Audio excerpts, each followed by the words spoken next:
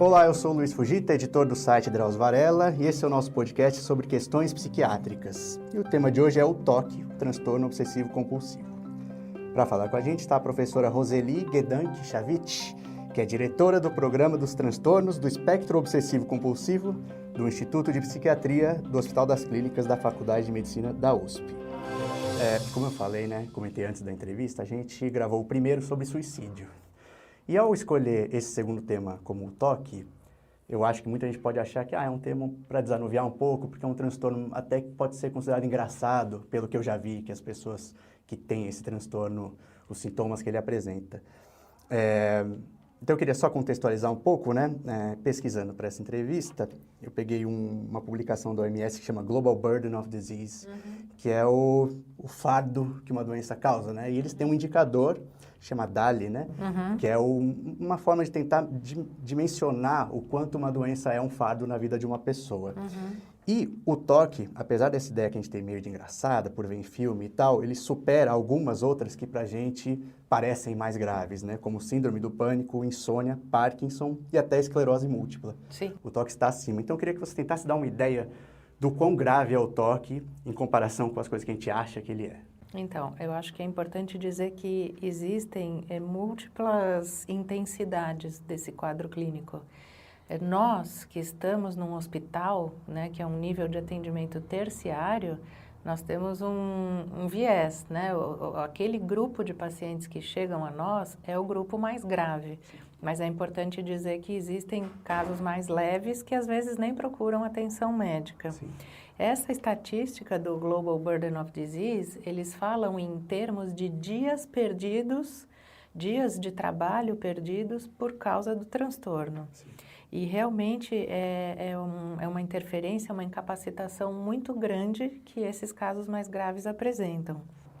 Quando a gente vê coisas mais de humor,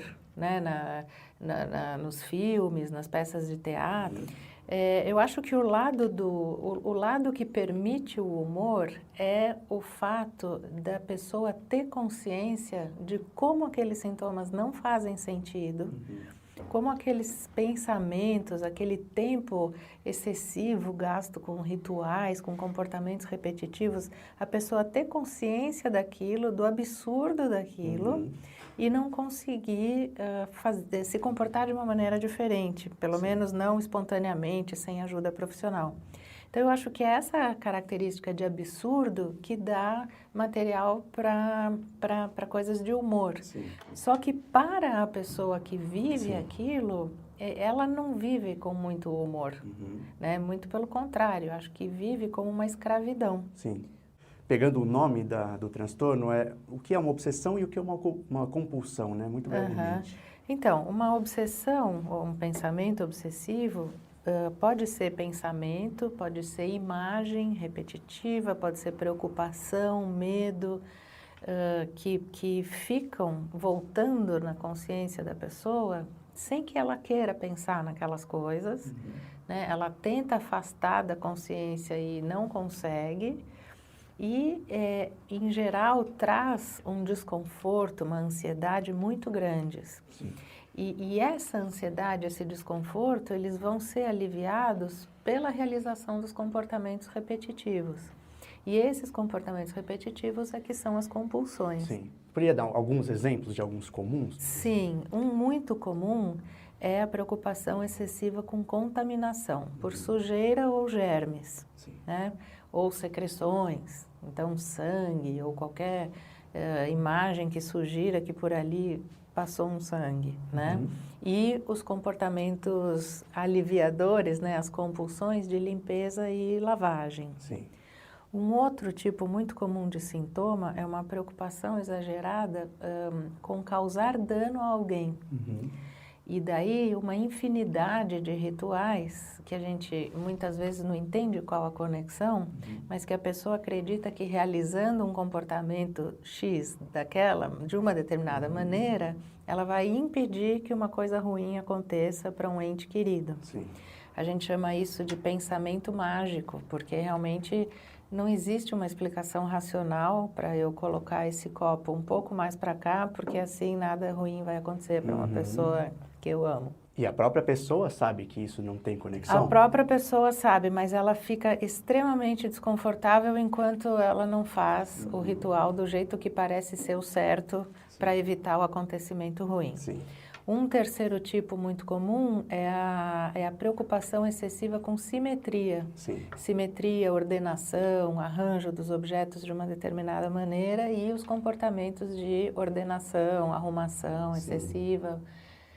Um outro tipo são pensamentos de cunho sexual ou religioso. Sim. Então, a pessoa tem um medo de gritar num templo, numa cerimônia religiosa, tem medo de xingar Deus, de ter pensamentos blasfemos e rituais de rezar excessivamente, fazer sinais religiosos repetitivamente. Com relação à temática sexual, são preocupações de ter cometido um ato incestuoso ou de ter o impulso de cometer um ato incestuoso. E aí nem sempre os comportamentos repetitivos são observáveis, mas a pessoa começa a se esquivar de situações que podem gerar aqueles pensamentos. Então, um paciente meu que não trocava a fralda da filha, bebê, porque quando ele ia trocar a fralda, ele tinha um pensamento de que ele poderia cometer um ato agressivo, violento, de natureza sexual com a própria filha. E daí a gente tem, por fim, sintomas de acumulação. Sim. Que atualmente, quando só tem o problema da acumulação, então são pessoas que acumulam objetos inúteis, que não tem valor sentimental, não é uma coleção como de um colecionador, é um acúmulo mesmo, porque tem um grande desconforto de se desfazer das coisas e tem sempre aquele pensamento de que vai poder precisar daquilo no futuro. Sim. Quando esse é o único sintoma, atualmente isso está classificado num transtorno à parte. Atualmente a gente chama isso só de transtorno de acumulação patológica. Sim.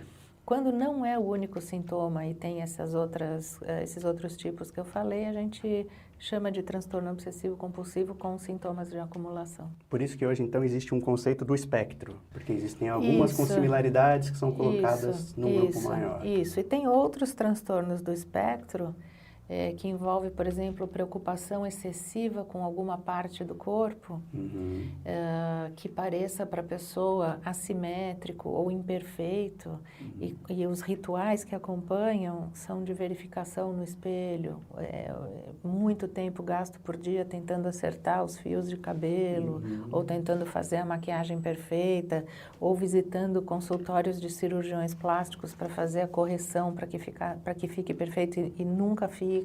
A contento, né? Sim. Então, esse é um exemplo de um outro transtorno do espectro. Sim.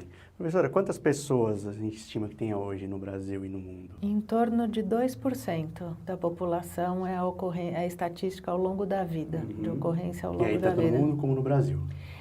As estatísticas transcontinentais são muito parecidas. Tem um estudo só falando de uma incidência muito mais baixa em Taiwan, mas a gente não entende se isso é de fato uma diferença na frequência do transtorno na população ou se foi alguma metodologia que não pegou de verdade. Sim. E existe uma idade média em que se começa a perceber esses sintomas aparecendo na vida? Sim, no sexo masculino, em meninos, antes dos 10 anos, é mais comum que comece, então é uma doença da infância. E nas mulheres, o início dos sintomas é mais comum no final da adolescência, início da idade adulta. Então é uma doença de jovens, de início na idade jovem. Muitos pacientes só chegam para uma avaliação já adultos, depois de 10, 20 anos de sintomas. Sim. Mas é uma doença de gente jovem. Sim. E professora, como você explicou, né, o TOC está muito relacionado a esses pensamentos que a gente não quer tê-los, mas eles aparecem, né? Mas esses pensamentos também acontecem em quem não tem TOC ou não se reconhece com o TOC, né? Sim. Então, existe o que se sabe hoje dentro da psiquiatria sobre o que são esses pensamentos, por que eles aparecem, mesmo esses que a pessoa, que é um paciente seu, então imagino que ele tem um diagnóstico, mas ele jamais faria aquilo que ele tem medo de fazer, né? Mas existe algo que explique? A gente sabe algo sobre isso? Então, Sim, né? Graças ao avanço das metodologias nas neurociências, hoje é possível estudar o cérebro, né, de portadores de toque de acordo com várias técnicas de neuroimagem. E essas técnicas podem mostrar o cérebro em repouso, pode mostrar o cérebro respondendo a um certo tipo de estímulo.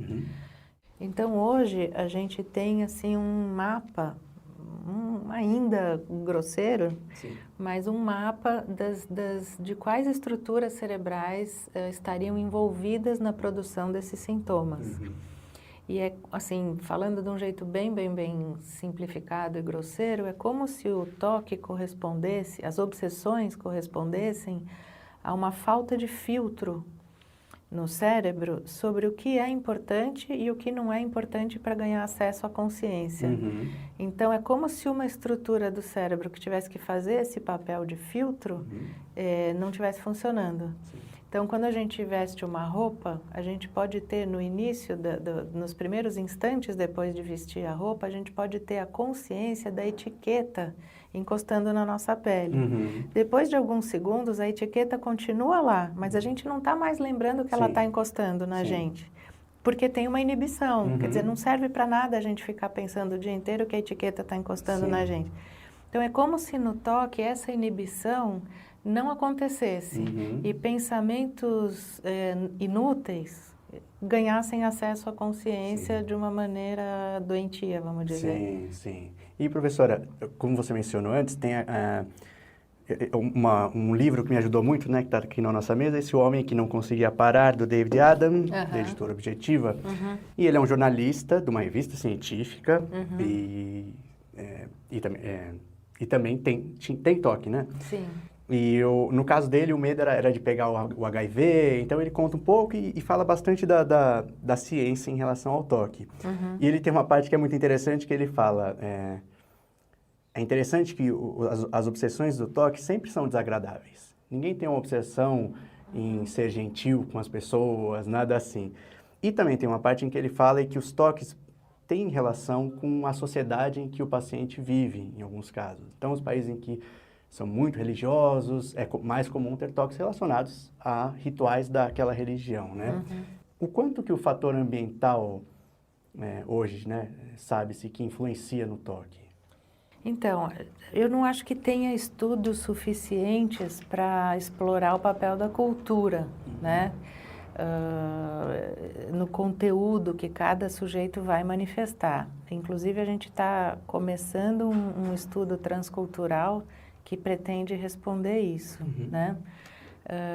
O que provavelmente a gente vai encontrar é que a biologia do transtorno é bem constante ao longo das culturas e através dos continentes, mas o conteúdo dos sintomas vai estar relacionado com algum aspecto ou da história do indivíduo ou da cultura onde ele está inserido. Eu não conheço estudos que tenham se aprofundado nessa questão suficientemente para a gente dizer. Mas a gente sabe que o toque tem na zona urbana, tem na zona rural, tem nas pessoas com um nível socioeconômico mais alto e mais baixo. Então, é um problema que afeta mesmo globalmente todas as comunidades. Sim. Então, E quanto à história de vida de cada paciente, tem algo? Tem desde complicações no nascimento até experiências traumáticas na infância e mais tarde como fatores de risco. Sim. Não são fatores necessários e suficientes para manifestar o toque, mas são fatores que aumentam o risco. Né? Tem uma série de estudos aí de genética tentando equilibrar o quanto que é a genética que predispõe, o quanto que é o meio ambiente, em que momento que essas coisas se somam para culminar no aparecimento do transtorno. Então, tem muita coisa sendo investigada, não tem resultados conclusivos ainda, mas as pessoas estão tentando responder essas perguntas. Quer dizer, uma vez que a pessoa tenha uma vulnerabilidade genética, o que define o momento em que o sintoma vai aparecer? Sim. Então, é complexo isso. Esse surgimento dos sintomas, professora, como a gente falou, né, o TOC ele é conhecido por algumas representações e é comum no dia a dia a gente acha que a gente tem um pouco porque a gente tem algo que parece com um TOC. Como é que se faz quanto ao diagnóstico, né? A separação é puramente muito extrema, e até eu veria que esse TOC é grave e patológico. Onde fica essa margem entre uma coisa que é subclínica, não precisa de tratamento, e uma outra que precisa? Na verdade, existe um contínuo, né? Você tem, assim, num extremo da reta, você tem sintomas obsessivos esporádicos, né? Que tão frequentes, talvez, em 30% da população que não tem nenhum transtorno psiquiátrico. Sim. Então, você pode ter, na hora de dormir, gostar de ir com a água no copo até esse nível, porque você gosta, você se sente bem assim. Sim. Se você puser menos, parece que está faltando, se você puser mais, parece que passou. Sim. Então, todo mundo tem um certo método para fazer as coisas, um certo hábito, né? Quer dizer, todo mundo não, mas muita gente tem. Talvez um certo apreço pelos cabides voltados todos para o mesmo lado, talvez gostar de guardar as roupas num degradê de cores, ou... São sintomas, Sim. né? Mas não atrapalham a pessoa, não fazem com que ela perca tempo, não interferem na funcionalidade, não traz nenhum tipo de sofrimento, de incômodo. São hábitos, né? Mas que a gente pode entender também como uma manifestação obsessiva ou compulsiva. Sim. Mas isso vai ser assim sempre e não vai ter nenhuma implicação na vida daquela pessoa. Então, esse é um ponto. Aí você vai andando um pouco mais nessa reta e aí a pessoa pode ter um pouco mais do que um copo de água na hora de deitar, os cabides, o jeito de preparar a comida, o jeito de querer que... Enfim, que as coisas estejam organizadas em volta. Quando vem alguém limpar, não gosta que as coisas fiquem fora do lugar, aí já gasta um tempinho para arrumar. Sim. E ainda assim, a pessoa não sofre com isso, não deixa de funcionar normalmente no seu dia a dia e não gasta um tempo excessivo. Sim. Mas a gente já tem um pouquinho mais do que aquele sintoma esparso, raro, isolado.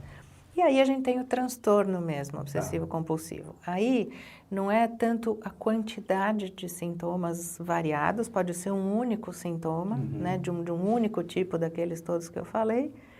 Só que este tipo de pensamento e as compulsões que ele precisa fazer para se sentir aliviado tomam muito tempo.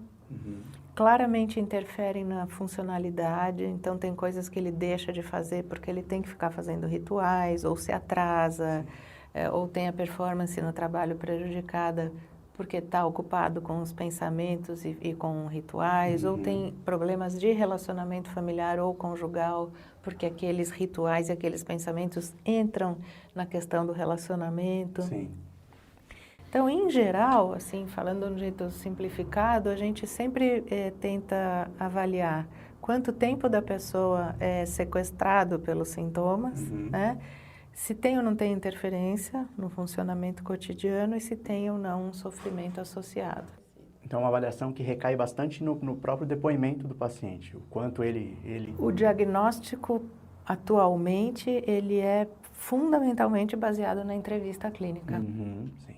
E, professora, só para a gente desfazer ou confirmar uma informação que eu vi, porque a gente, quando vai exemplificar, usa bastante esses que muita gente tem mesmo, de organização, simetrias, etc.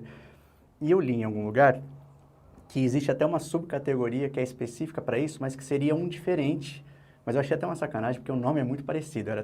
Um é o transtorno obsessivo-compulsivo, o outro é o transtorno de personalidade obsessiva-compulsiva. Ah, tá. São realmente diferentes? A diferença só que ele disse é que um incomoda e o outro não. Ele se sente bem sendo organizadinho e ajeitadinho. É mais ou menos, né? Assim, no transtorno de personalidade, o que acontece? A gente trabalha com um conceito que é egocintônico e egodistônico. Sim. O que quer dizer isso? No transtorno obsessivo-compulsivo, a pessoa acha aquelas obsessões, os medos, as preocupações exageradas, acha aquilo bizarro. A pessoa não se identifica com aquilo, né? E quer se livrar daquilo, só que não sabe como. Sim. O transtorno de personalidade obsessivo-compulsiva tem algumas características, né, que o sujeito apresenta e ele se identifica com aquilo. Para ele aquilo não é bizarro. Então, algumas características do transtorno de personalidade obsessivo-compulsivo. Hipermoralidade, preocupação excessiva com o certo e o errado, com viver de acordo com regras, se incomodar quando o vizinho não respeita as regras, querer garantir a aplicação das regras a todo custo, é uma característica. Outra característica é a excessiva devoção ao trabalho em detrimento do lazer e da diversão. Então, é aquela pessoa que, enquanto todos os passos das tarefas que ele tem que fazer não estão satisfeitos, ele não se permite relaxar, se divertir. Sim.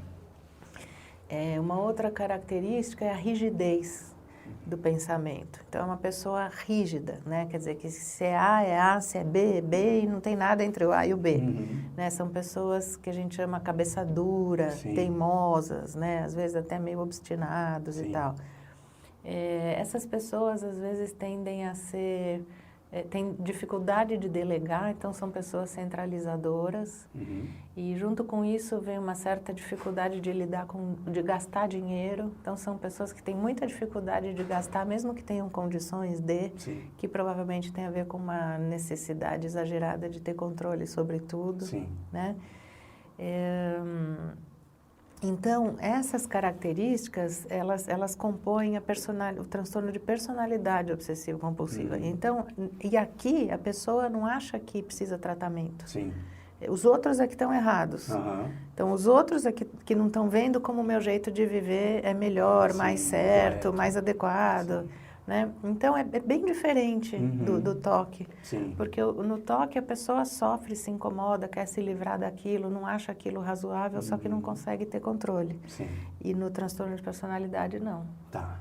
Professora, no Brasil, como estamos em relação a tratamentos, né? Tem um caso que nesse livro até tem um pouco a ver com o caso que você relatou do seu paciente, que é quando a pessoa finalmente foi procurar ajuda porque ela tinha um pensamento obsessivo de violência com o filho, a filha, a primeira coisa que aconteceu foi que ela foi separada da sua família porque o profissional achou por bem fazer isso como primeira medida. E as pessoas já chegam tarde, né? Dificilmente reconhecem logo, né, que tem esse problema. Como estamos hoje, né? Uma pessoa que decida ir procurar uma ajuda por conta disso, qual a chance dela ter um bom encaminhamento? Olha, o que eu vou basear a minha resposta na minha experiência desses 23 anos de atendimento no nível terciário, né? Quer dizer, eu estou num hospital que é a última estação da linha.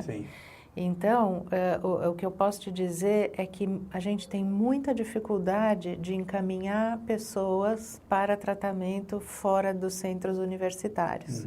Então, eu acho que a gente não está bem no Brasil nesse sentido. Eu acho que a gente precisa multiplicar o conhecimento, né, e formar mais pessoas que sejam capazes de conduzir tratamentos adequados em todos os níveis de complexidade da rede de saúde pública, né? Então, nível terciário, as unidades de saúde, as unidades básicas de saúde, os ambulatórios de especialidades, quer dizer, é muito carente o tratamento nessa área. Então, é muito difícil para a gente cuida de pessoas por um certo tempo, depois a gente precisa abrir espaço para novas pessoas serem tratadas, e é muito difícil a gente fazer um encaminhamento. Então, esse exemplo que você falou, de uma pessoa que como tratamento foi separado do estímulo, vamos dizer que isso é um antitratamento. Porque eu não sei se a gente vai falar sobre tratamento ou não. Sim, onde a gente ia entrar já para finalizar então, o programa. Tá bom, mas essa era uma orientação que não podia ter sido dada. É porque eu imagino que chegando num profissional que ele ouve que eu tenho medo de machucar minha filha, se a pessoa é completamente despreparada. Então fica longe da sua filha. Isso é o antitratamento, é a última coisa que a gente tem que fazer. A gente tem que promover o enfrentamento. Nesse livro que eu mencionei bastante, ele menciona alguns tratamentos que envolvem medicamentos e alguns que são terapias. Isso. E aí gostaria que você falasse um pouco sobre isso, professora. Então, a gente tem hoje bastante literatura apoiando a terapia cognitiva comportamental até como primeiro tratamento. Antes de medicamentos. Antes de medicamentos. Então, a gente tem escalas para medir gravidade dos sintomas, né? Essas escalas vão avaliar o tempo gasto com sintomas, a angústia associada com sintomas, a interferência, quanto que a pessoa consegue resistir aos sintomas e quanto que consegue controlar, né? Então, a gente tem uma medida da intensidade. Então, para toques leves a moderados, é recomendado o início do tratamento com terapia comportamental. E quando a pessoa não aceita a terapia... Só brevemente, a terapia comportamental envolve uma forma de controlar as compulsões? Então, tem vários aspectos, né? Cognitiva comportamental. Então, é feito um inventário de todos os sintomas, né? Quando envolve pensamentos que exageram risco, pensamentos que exageram ameaça, que exageram o perigo, existem técnicas para a pessoa manejar esse exagero, né? Então, tem toda uma tentativa de recontextualizar aquelas preocupações, os medos, fazer uma prova de realidade, né? Falar sobre estatísticas, enfim. E paralelamente a isso, a pessoa é encorajada a enfrentar situações que ajudam os pensamentos obsessivos a virem e ficar na situação, não se esquivar, fazer o enfrentamento da situação e não fazer o ritual e aguentar aquele desconforto. E esse desconforto também tem escalas para medir, né? E o que se observa é que com o enfrentamento repetitivo das situações, né, feito em condições protegidas, ou dentro do consultório, ou fora do consultório, mas numa escala de dificuldade gradual, que vai aumentando cada vez, esse incômodo da pessoa estar na situação que provoca ansiedade sem fazer o ritual, ele progressivamente vai diminuindo. Quer dizer, aquela hipótese que a pessoa tem no pensamento de que se eu encostar a palma da minha mão na calçada e não lavar imediatamente, eu vou ficar doente. Conforme essa pessoa vai encostando a palma da mão na calçada e vai ficando 5 minutos no primeiro dia, daí pode lavar, 10 minutos no segundo dia e pode lavar a mão, 15 minutos no terceiro dia, o que vai acontecendo é que ela vai desenvolvendo uma aceitação daquela espera. Até poder lavar a mão como qualquer pessoa lava, antes da refeição, quando chega da rua, por alguns minutos, enfim. Isso simplificando bastante, né? Então, a terapia cognitiva comportamental vai trabalhar isso, quer dizer, os pensamentos, as crenças disfuncionais, que é o nome que se dá às obsessões, e a exposição sem fazer os rituais. Então, essas são algumas das técnicas principais. E, professor, como a gente falou, né, esse programa, o meu interesse em criá-lo é principalmente não, mas um dos motivos é que todos os transtornos psiquiátricos são muito estigmatizados, né? Mesmo a depressão, que é muito abordada, ainda assim é. Então, eu imagino que as pessoas sempre demoram para procurar algum tratamento profissional.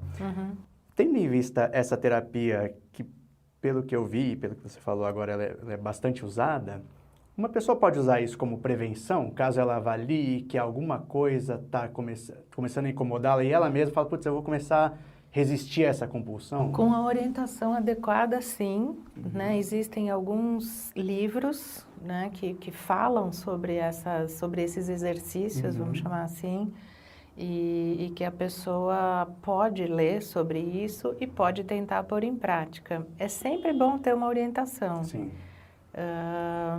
Mas sim, uma vez bem orientada, a pessoa pode fazer por conta própria. Né? Existem muitos países no hemisfério norte que já adotam aplicativos que ajudam a pessoa a pôr em prática esses exercícios, essas técnicas. Existem protocolos de terapia por internet, porque o que acontece, e aí isso acontece não só aqui, mas nos países desenvolvidos também, é que quanto mais distante de um centro universitário, menor a chance de encontrar um profissional que saiba trabalhar com essas técnicas. Sim.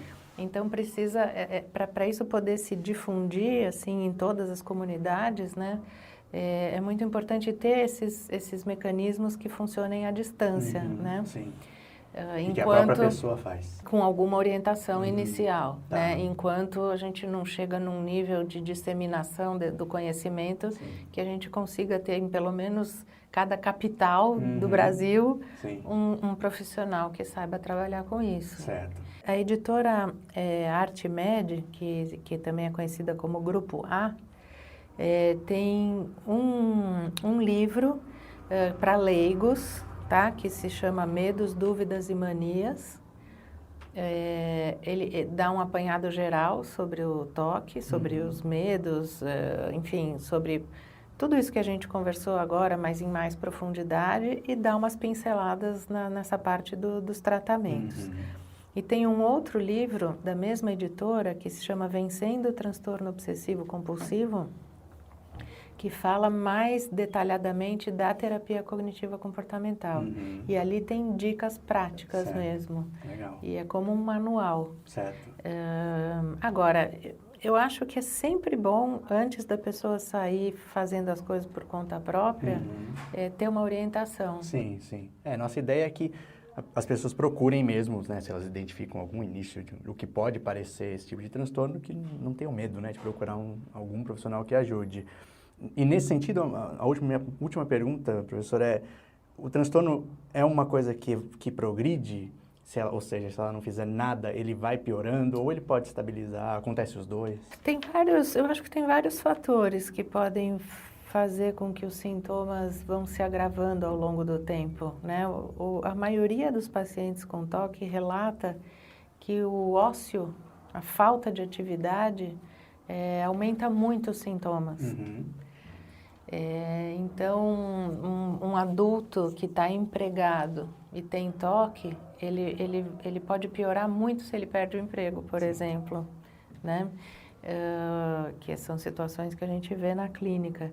Então, às vezes, não é só a passagem do tempo ou a pessoa ficar mais velha, porque isso pode ter flutuações, né? Em momentos da vida a pessoa pode ter mais ou menos sintomas. Mas acho que os eventos da vida, né, eventos emocionalmente significativos, tanto positivos quanto negativos, eles podem deflagrar uma piora dos sintomas. Legal. E, professora, existe, como a gente falou que às vezes ele é muito mal retratado, existem filmes ou livros que você consegue indicar que são mais fiéis ao que realmente é esse transtorno? Olha, eu acho que aquele filme com o Jack Nicholson, Melhor Impossível, né? Eu acho que é um filme que caracteriza bem. Eu acho que o personagem, ele dá muitos exemplos de diferentes sintomas. Vários, E eu acho que ele trata acho que o personagem trata a pessoa com a doença com respeito. Eu acho que ali não tem exagero, não. Sim, pode ser, existem quadros Eu acho que sim, eu acho que sim. Tem um seriado antigo, muito antigo, que chama Monk, M-O-N-K, que também é um adulto, né, com TOC, e embora o seriado seja cômico, ele também passa por muitos apuros. Ele é um detetive, se eu não me engano, um investigador, e ele passa por muitos apuros no exercício da profissão, porque ele tem que fazer os enfrentamentos. Sim. E às vezes é engraçado, mas às vezes ele sofre, porque ele não consegue fazer algumas coisas por conta dos sintomas, né? Sim. Eu não sei que outros filmes a gente poderia citar. O Aviador, com Leonardo DiCaprio, eu já acho que deixa muitas dúvidas diagnósticas. Embora tenha sido, se faça referências ao TOC, eu acho que ali não é tão bom exemplo. Porque ele teria eu não assisti o filme, mas é porque ele teria eu acho que ele tem o manifestações que não fica claro se o problema dele são obsessões e compulsões ou se ele teria outro tipo de manifestação. Legal. Tem algo que você acha que a gente deveria falar, professora, que ficou de fora? Então, eu não falei do tratamento medicamentoso, né?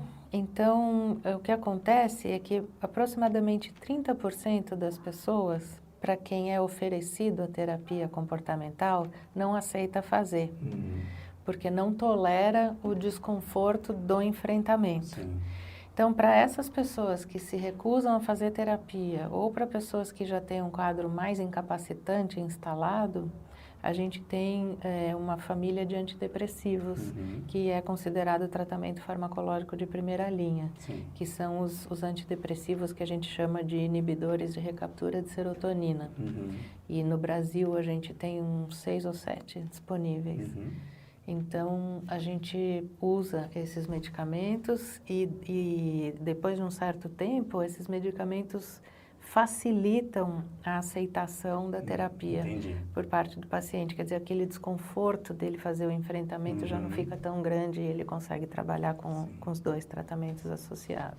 Geralmente não é só ele em si que ajuda a pessoa, mas ele ajuda a fazer também a terapia. Eu acho importante a terapia, fundamental, porque se a gente quer suspender aquele medicamento um dia, a pessoa precisa ter ferramentas próprias para lidar com um retorno dos sintomas no futuro. E o TOC tem essa característica recorrente.